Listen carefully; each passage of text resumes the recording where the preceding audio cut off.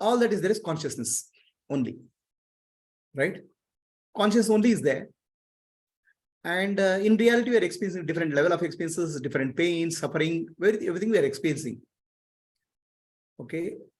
So now how consciousness from what we call as consciousness, we have taken an absolute point of view. Consciousness is the only reality, sole reality. Take the relative point of view, relatively my pain, my suffering, my happiness and happiness to be real to me. Right? So now, between these two extremes, a purely material reality and purely consciousness reality, what is the bridge? Okay, this bridge is actually, in my opinion, is given more beautifully in the Shiva's teaching. Where Shiva's teaching, whether it's Spandakarika or Kashmiri Shaivism, the entire approach is taken as consciousness and energy.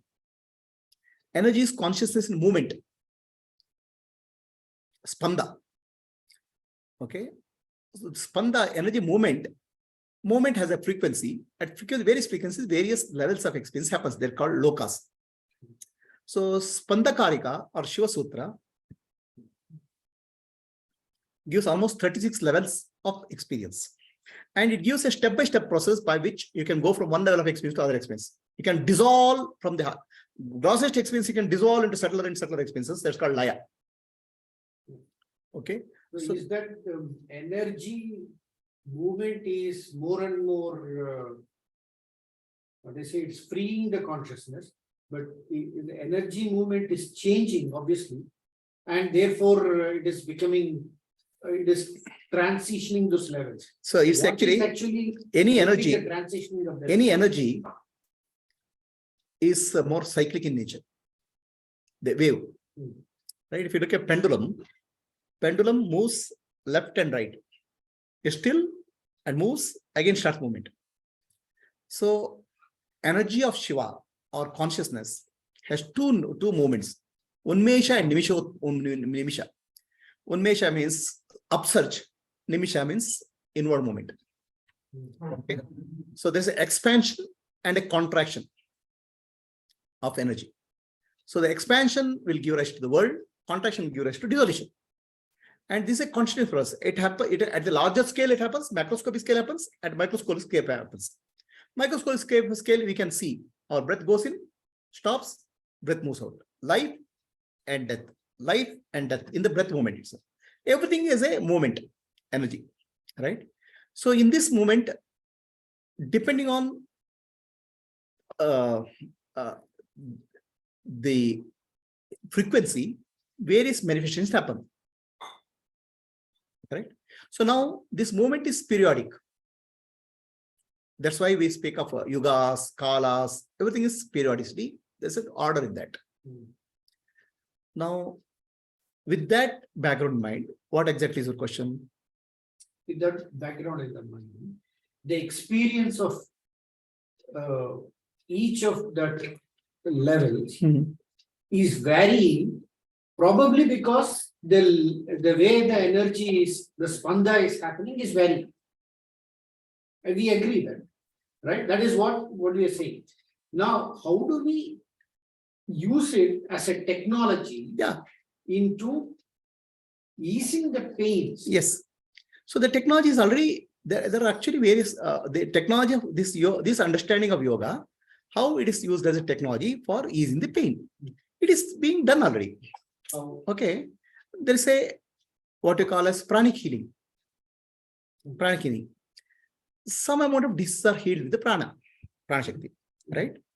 Based on where is the energy level stuck, certain amount of release can be done, pranic energy. There is a system of qigong, which is pranic movement. There's a system of yoga, which is actually healing the physical level. Okay. So now, the healing can happen at the physical level, healing can happen at the pranic level, and healing can happen at the quantum level. This is a slightly higher level of healing. At the consciousness level, where the matter is getting originated. The matter is springing from consciousness, right? From emptiness, it is appearing. At that level, if somebody is able to operate, he is able to create a newer level of reality. Okay. So that is the technology itself, mastering that. Right now, low level technologies are available. At the physical level, whatever you're doing, doctors are doing, surgeons are doing, physical level. Whereas pranic healing, Reiki healing, and also energy medicines are there, they are happening at pranic level. Qigong, Reiki, pranic healing, they are there. And then there are certain rituals and pujas. Okay. Yantra, mantra, tantra. So these are some practices to provide some healing, some effect of a remedy at the energy level. Okay. They are there. But pure operation from a consciousness level and changing the material reality is a higher order technology. Right now, maybe there are a few people who do it, or maybe may not be there. But I'm seeing that we'll try to move towards that. From consciousness point of view and operating and functioning on the matter, which is, okay, I'll tell you a story. The story is of I'm saying it's not very relevant. There's a book called Zero Limit. So there's a doctor who is posted to in a very place where a lot of so-called war veterans are locked. They come with so much mental disorders. And no doctor survives there because most of these people are very violent. They're chained to the bed. So many of them, they try to kill the doctors run away. So this doctor is horrified by looking at these patients. Then actually, finally, he feels that if he has to see that, it's because of his karma. My karma is bringing them to those patients. So I have to heal myself. Then he starts doing a practice called Ho'oponopono, a meditation practice. This. Very interesting. Ho'oponopono. So the Ho'oponopono practice, he goes inwards and touches that consciousness. Then what he finds that in the hospital, many patients are getting cured, healed. Our inner reality starts reflecting the outer reality. So now, to be able to help somebody, our consciousness level has to rise. The person who has to help, he has to operate from that level to function in that level. So that is the inner journey. Now, can it be reproduced as a technology? No, it is actually individual. That person has to rise and he can help some other people to rise his vibrations. Right. But is it possible? I believe it's possible. I believe it's practical.